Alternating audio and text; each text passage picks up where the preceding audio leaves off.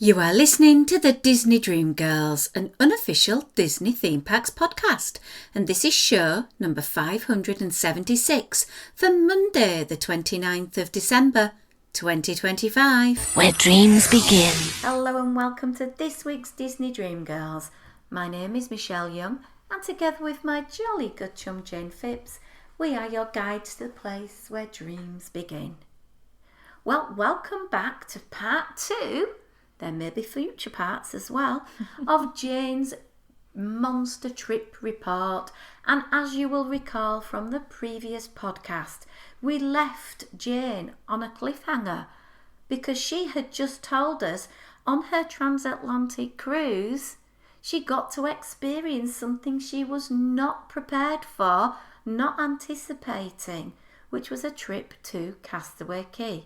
So let's talk a little bit about the scheduled parts that you should have had on this cruise and what actually happened. And bear in mind, ladies and gentlemen, the listening of this podcast will not cause any element of seasickness, unlike it did to the participants on the Disney Fantasy. Jayne, hello, Michelle, my love. Hello. This is weird. 2 weeks in a row. Me on the show. Woo-hoo, what's happening? Yeah, so, all joking aside, we left Southampton on a Monday in November. We had the sail away party. A little bit wet, because the British weather kind of rained a little bit. At one point, they went, technical difficulties. I'm not sure whether the technical difficulties were the fact that they were dancing on a wet stage, because I was freaking out because these people were literally carrying on in this horrible weather. Or the sound had gone, and I think the sound had gone, but I think the sound going may have been affected by the bad weather. Then it started up again. Anyway, that's beside the point. So we left Southampton in the rain, overnight through the Channel. We then entered the Bay of Biscay. Now, Risky Biscuit? Risky Biscay. So anybody that knows the Bay of Biscay, as far as I understand, there are multiple water elements that come together, different seas, oceans, whatever, bays, I don't know, I'm not very good nautically.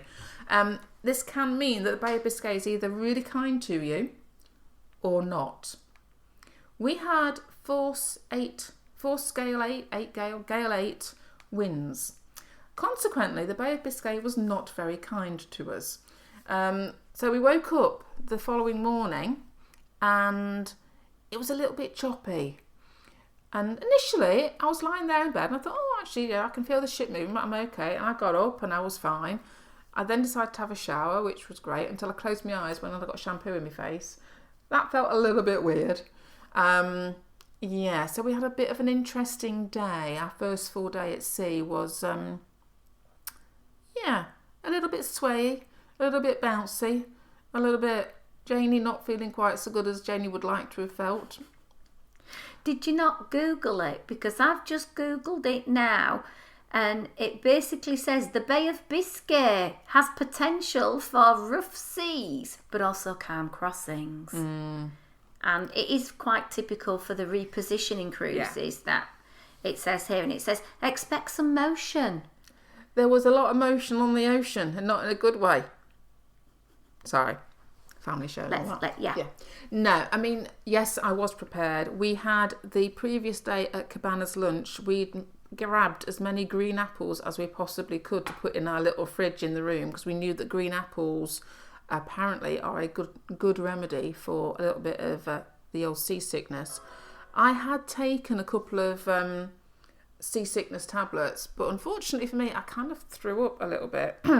Quite quickly afterwards, so I get a sneaky feeling that these tablets hadn't quite made it into my system as much as I would have liked them to. But we also knew that you kind of have to eat as well. You need something to kind of almost calm your stomach. So we did end up with a day where we spent most of the day in our cabin. We did venture out. I figured as well after a certain point that if I didn't wear my varifocal glasses, I could actually navigate around and move around a lot better because I wasn't having to make adjustments for the varifocals. So, Jayne ate things that Jayne doesn't normally eat. Jayne had 3 oat and raisin cookies for her lunch. Jayne doesn't do that normally. Jayne had pizza midway through the afternoon. I can't remember. I couldn't tell you the last time I had proper pizza, Michelle. Wow. That's when? Paolo, yeah. That would be about it. So, it was a bit of a funny day, to the point that we were due to go to Animator's Palette that night to have lovely talking cruciatas. We decided that sitting in a dining room, not knowing which direction we were going in relation to the motion of the boat, and having a talking turtle at us probably wasn't a good combination.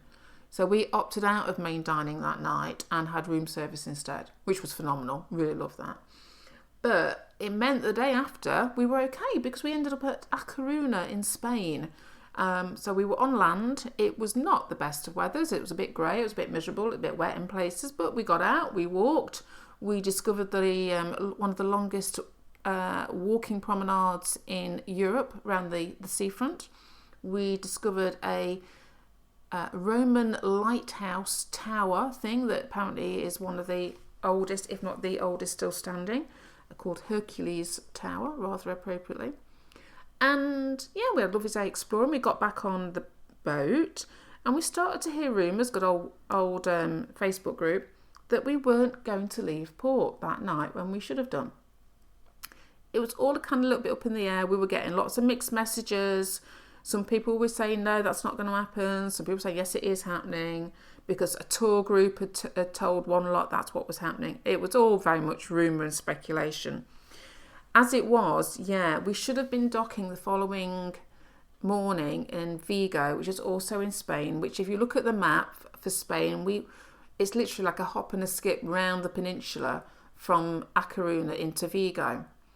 But our lovely Captain Wesley came on to the PA system on the late afternoon after everybody was back on board for getting back on board time, and basically said that the weather was forecast to be worse than what we'd just come through the Bay of Biscay, and that whilst the ship could handle it, there was no guarantee that we would be able to dock at Vigo because of the high winds and consequent high water levels and swells, and also the chance of injury to passengers because of moving around on a very rocky boat would be quite high. He'd managed to secure us a stay overnight in A Coruña. So we ended up doing A Coruña for 2 days, which was lovely. We didn't mind that at all. We took the second day and we actually walked through the town centre. We ended up finding the end of this promenade that we'd walked the day before and had a lovely walk around. The particular peninsula where A Coruña is, we literally could see the weather coming in and out, and we would walk from grey skies and wind into beautiful blue skies and sunshine, and you could see the weather systems coming in and out. So it was a better day, but there was still a little bit of not so good weather around. We then had a day at sea, and we ended up then the following day at Funchal in Madeira. Mm-hmm. And we went from temperatures of, for American listeners, high 50s maybe, low 60s, to mid to high 70s. Nice. Full sunshine, blue skies. I get off the ship and thinking, my baseball cap would be really handy right now. My sunglasses would be really handy right now. Where were they? Oh, they were in my cabin. Oh, well, never mind. So drunk, because that's what us Brits do, isn't it? We do. What's a bit of sunburn between friends? We just got on with it. Had a lovely day exploring Funchal. And that was our last port until we were due to make landfall on the 16th of November at Port Canaveral. So we had our days at sea, and one evening, I can't remember which evening it was, I will have it in my diary somewhere, probably about 2 or 3 evenings before we were due to get to Port Canaveral, we were just going down to our late dinner service at Enchanted Garden, just getting about to be shown to our table, although by this time we knew where our table was. And the captain comes on the PA and starts off by saying, "This is Captain Wesley. I'd like everybody's attention, please. I have a very important announcement." You can imagine what my brain was doing. He sounded uber serious. Oh my word. And I'm thinking, where's my life jacket? And all the crew stopped as well. So it was like they didn't know either. And then he said, I've been walking around the ship and talking to lots of you lovely passengers, our guests, and I've been taking on what you've all been telling me. And apparently there's quite a few people who turned around and said how disappointed they were that we hadn't stopped in Vigo. And it was like, okay, but it was very, the passengers understood why we hadn't stopped, but they were still a little bit put out that we hadn't made that stop. And some had suggested, could we not stop at either Castaway or Lookout Key at Lighthouse Point? And so he said, I've taken all of the feedback on board, and that he'd been emailing back and forth with the Disney head office, and was very pleased to let us know that on Saturday the 15th of November, what would have been our last full day at sea, would now be a full day, or almost full day, at Castaway Key. Oh my word. As he said the word, I don't think he even got the word Castaway Key out fully. The noise that went up as everybody cheered was immense. It was an amazing thing to see and to hear. So so we got a day at Castaway Key. Now, it wasn't a full day. When we stopped there on the Wish back in February, we were docked at 7 o'clock in the morning. And I think we had till like 5 in the evening, something like that. Mm-hmm. This time around, we were there about 9 o'clock in the morning, I think, by the time we were able to get off. And we had to be back on before 4. So it was a shorter day to what maybe you would get ordinarily. But it was still a day on Castaway Key. And then as we get off, I went, oh, it's Christmas on Castaway Key. So double bonus for me. Christmas tree, Christmas trimmings, Christmas merch. Jayne's in heaven. I know. And sunshine. Very warm sunshine. It was beautiful. So we got to experience Castaway Key for the second time, which we had no thoughts in our head that was going to be possible. It was complete bonus. So obviously Disney were able to. I think, but there'd been some speculation on the Facebook group many months ago that there's nothing scheduled in at Castaway Key on this particular, on our last weekend of our cruise. I wonder if they could swing it that, But obviously Destiny was doing its first cruising round about that time. So we also thought that maybe, obviously, the reason it wasn't showing up was because maybe the Destiny was stopping there or whatever. So there was lots of speculation going back and forth. So it was all very much a big relief went round when we realised what the captain was saying, and very much everybody was very much appreciative of being able to get off at Castaway. We walked the 5K, we went up the lookout tower, we had the amazing barbecue. We did what we wanted to do, shopping, merch, Christmas. Yeah, it was all absolutely lovely.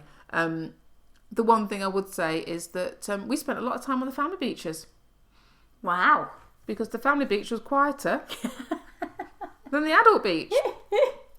So slight disadvantage was that and it seemed to be that everybody hadn't really thought about the fact that actually there was because of the makeup of the clientele on the ship, even those families that were there weren't going to spoil your time as an adult on the family beaches, because there really wasn't that many in comparison to the vast number of adult-only groups that were on the cruise. So, we had a quick look at Serenity Bay and went, you're sitting like sardines in a tin here. It's like not worth happening. So we went back and found a lovely spot. Literally, we were sat on one corner of the beach.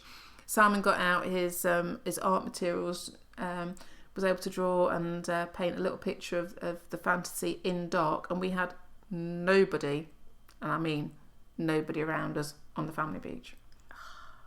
That would have been an ideal opportunity to go and snorkel, because normally when you want to snorkel at Castaway in the family beach to go and see all of those cute little things under the water, because there's so many people in the water, the sand's moving and you can't see with clarity. Yeah. But I suppose if you're not anticipating going there, you wouldn't have taken the things to go. No, absolutely not. And to give Disney the credit, when Captain Wesley had made the announcement, he said, right, okay, please give us time. So obviously, people had to have Port Adventures refunded because we're not getting to Vigo.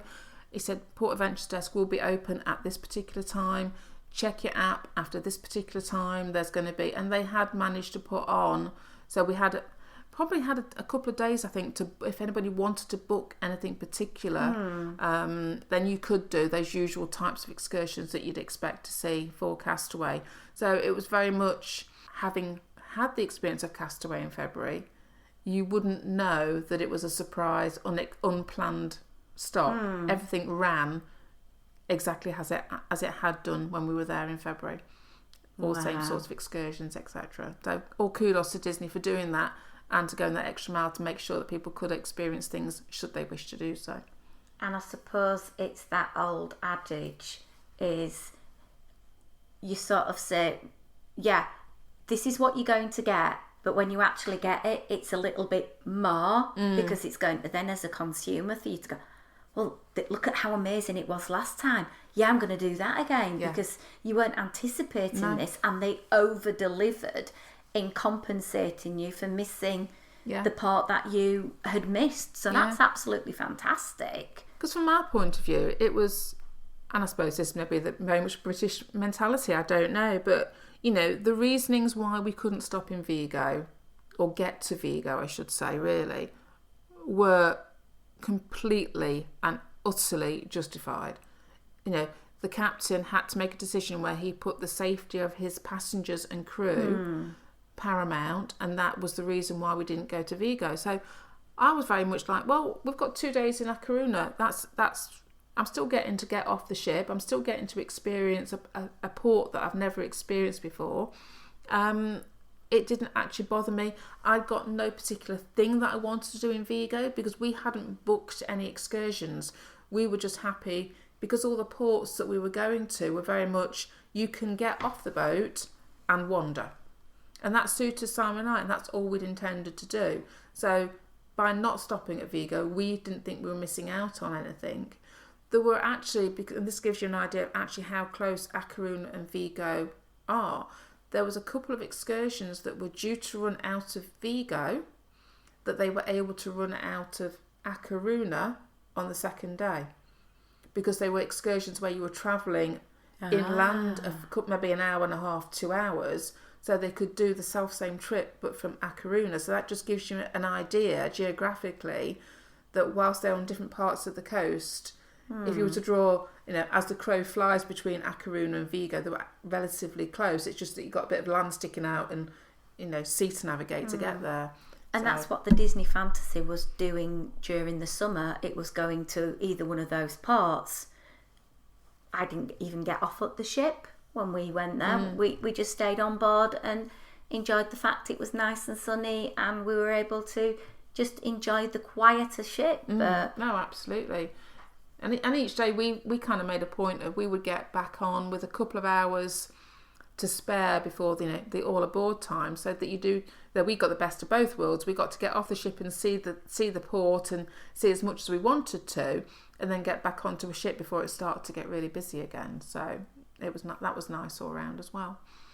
So thinking ahead, you've already told me you've booked a placeholder, because why wouldn't you? Exactly, why wouldn't you? Would you be thinking of your next cruise to be going down the avenue of a ship you've not been on before with Disney? Would it be an itinerary you've not been on before with Disney? Or would it, because of all of the reasons you've explained, be a transatlantic, purely because you get that extra value of being on the ship for so long and it being very, very, very reasonable? Can I just say yes to all three? That would be a cop-out answer, wouldn't it? As far as choosing based on the ship itself, I'm having experienced the Wish, I was not a fan of its layout. I would be very happy to sail on the Fantasy Dream and even the Magic and Wonder. The newer ships, I appreciate the theming. I'm not convinced by the layout, so that still becomes a negative for me as regards those ships. So the only reason for me to go on the newer ships would be an itinerary. I think as well, we did a 3-night in February. For me and Simon personally, I think 3 nights was too short. It feels quite rushed. So my view would be to take a longer cruise. 5 or 7 nights would be my particular preference. But having done the transatlantic and having our friends from our very first cruise in September 2023 nagging me because they've already booked next year's transatlantic, there may be a possibility, and it is only a big maybe at the moment, folks, but yeah, we are looking at next year's westbound transatlantic. I think for us, we're not big sun seekers per se. So the fact that we know we've got an option to get on a Disney cruise ship from Southampton is very tempting. The sorts of cruises that they do from Southampton, particularly ones going north into Europe, Scandinavia, that type of area, are quite appealing to us.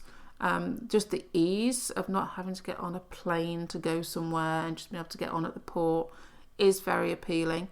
So that may sway us as well. And I say, because we enjoyed the transatlantic as much as we did, and because I think there's a fear, having not done a transatlantic before, the thought of, oh crikey, what am I going to do for these 7 days that we're at sea? And it's like, actually, we enjoyed it so much. We felt so at home. We had a wonderful room hostess who looked after us, and we chatted to. Everybody was there for the same reasons, if that makes sense. So everybody was quite open to chatting. We had some lovely conversations with people of all ages, mainly Americans, to be fair. There was a lot of people from America who'd obviously flown out to the UK and then were using this as the way to get home. We met 2 couples on our dining table who we are now friends with and are in contact with through socials. So yeah, it was more than I could have imagined it was going to be, and more restful and calming than I'd ever imagined it to be. And any fear that I had of, am I going to get bored because I can't get off this ship and I can't whatever, no, all dispelled, and I would have no qualms about doing a similar type of cruise again. So it may happen next September. I don't know. There's nothing been said as yet, because next September the cruise goes from Southampton, goes into Fort Lauderdale, not Port Canaveral. So I think the big question for Simon and I is that if we did do the cruise, landing in Fort Lauderdale, what would we want to do at that point? Would we want to make it another trip to Disney World, or would we want to do something different when we get stateside? You see, I did suggest to Jayne, as the Disney Destiny is going out of Fort Lauderdale, she could get back on another ship. You did, yeah. I did. And then you'd be able to move up to gold status on Disney Cruise Line as well. Oh yeah, because my next one would be my 5th, so the one after I would be gold. Or you could get the choo-choo train up to MCO and hop on over to Disneyland, or hop on over to Aulani, or hop on over to the Far East. You see, I'm enabling all the way. You are very enabling, Michelle. But yeah, but in all seriousness, there are lots of different options. We have talked about, could we make it an Eastern Seaboard trip and travel up the country and fly home from New York? Our friends live in Portland. We've not been to Disneyland since 2010.